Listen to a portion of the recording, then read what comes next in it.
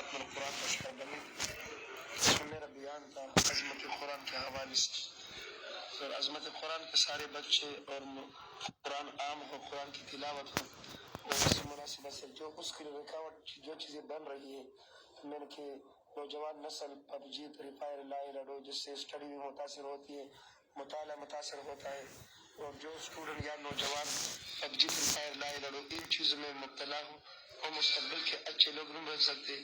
اسلام اور ہمارا پاکستان گیم سے منع نہیں کرتا, ایسا گیم کرنا چاہیے جس سے ایکسرسائز ورزش ہو. میں نے بیان میں یہ کہا, اور پھر میں نے یہ کہا کہ منشیات کے خاتمے کے لیے ہم نے حکومت کے ساتھ تعاون کرنا ہے. یہ بھی کہا کہ الحمدللہ ہمارے ضلع خیبر پختونخوا کے آئی جی معظم جان ساری نے جو الرٹ اور سرچ آپریشن شروع کیا ہے, ہم اس کی حمایت بھی تعاون بھی کرتے ہیں.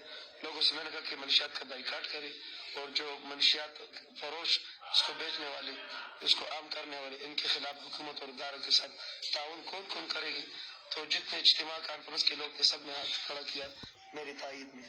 اس کے بعد میں نے بیان ختم کیا تو مہمان خانے سے ہو کے جب نکل رہا تھا, ادھر مہمان خانے کے اندر کوئی لڑکا یا مجھ پر اس نے حملہ کیا قاتلانہ.